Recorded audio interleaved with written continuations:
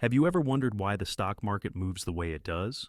One day it's up, the next it's down, and sometimes it feels like it's reacting to something out of nowhere. Well, the truth is, the stock market doesn't just move randomly, it's heavily influenced by economic data. In today's video, we're going to break down the key economic indicators that drive stock market trends and how investors interpret them. If you're new to investing or just want a deeper understanding of market movements, stick around, because we've got you covered. Before we dive into the specifics, let's quickly talk about why economic data matters. The stock market is basically a reflection of how investors feel about the future of the economy. When the economy is doing well, businesses tend to do well, and so do stocks. When the economy is struggling, the opposite happens. So, economic indicators are like the weather report for the stock market. They give investors a forecast of what's coming. Now, let's take a look at the key economic indicators investors pay attention to. First up, we've got gross domestic product, or GDP. GDP is one of the most important indicators because it measures the total value of goods and services produced in a country. In simple terms, it tells us how healthy the economy is. If GDP is growing, it usually means businesses are thriving, people are spending money, and investors are confident. This often leads to a bull market where stock prices rise. On the flip side, if GDP shrinks or shows negative growth, that's a red flag for the economy.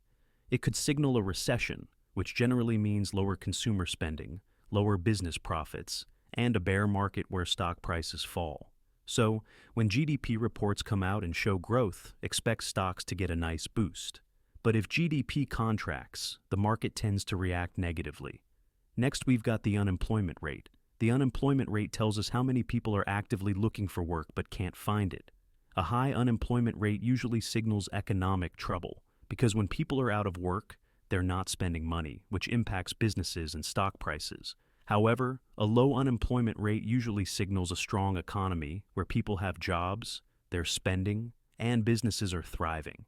This tends to give a positive push to the stock market. But here's a little twist. If the unemployment rate is too low, it can actually be a cause for concern. This could mean inflation is rising, wages are increasing, and costs are going up. That might prompt the central bank to raise interest rates, which could negatively impact the stock market. Another key player is consumer confidence. This measures how optimistic people are about the economy and their personal financial situation. When consumer confidence is high, people feel secure in their jobs and finances, which makes them more likely to spend money on goods and services. This, in turn, boosts company earnings and stock prices. On the other hand, if consumer confidence falls, it usually means people are cutting back on spending because they're worried about their future. This can lead to a slowdown in the economy and a pullback in stock prices. Investors watch the consumer confidence reports carefully because, ultimately, if consumers aren't confident, the companies they invest in may start to lose money, and so does the stock market. Now, let's talk about inflation. Inflation is the rate at which prices for goods and services increase, which means the purchasing power of your money decreases. A small amount of inflation is normal and even healthy for an economy. However, if inflation gets too high, it can hurt both consumers and businesses, and that can hurt stock prices. Why? Because if goods become more expensive, people buy less, and companies' costs go up, reducing their profits. Investors typically don't like this because it makes the future uncertain. To control inflation, central banks like the Federal Reserve might raise interest rates. This increases borrowing costs for businesses and consumers, which can slow down economic growth and make the stock market less attractive. So now you know how key economic indicators like GDP, unemployment rates, consumer confidence, and inflation impact the stock market. But how do investors use all this information? Well, investors are constantly analyzing economic data reports to try to predict where the economy is headed and how that will affect stocks. For example, if GDP is growing and unemployment is low, investors might buy stocks because they believe businesses will perform well. But if inflation is rising and the central bank is expected to raise interest rates, investors might become cautious and sell off stocks, fearing lower future profits. Even though stock prices can seem to move on their own, they're actually responding to the underlying data of the economy.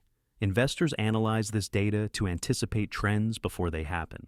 This is why economic reports can cause market volatility, because investors are reacting to new information all the time. Understanding how economic data impacts the stock market isn't just for professional investors, it's important for anyone looking to make smart financial decisions. By staying informed about economic indicators, you can better understand why the market is moving the way it is and how it might affect your investments. So, the next time you hear about GDP growth, unemployment numbers, or inflation, you'll have a better idea of how those reports might move the market. If you found this video helpful, be sure to hit the like button and subscribe for more insights into the economy and investing. Thanks for watching, and until next time, keep learning, stay informed, and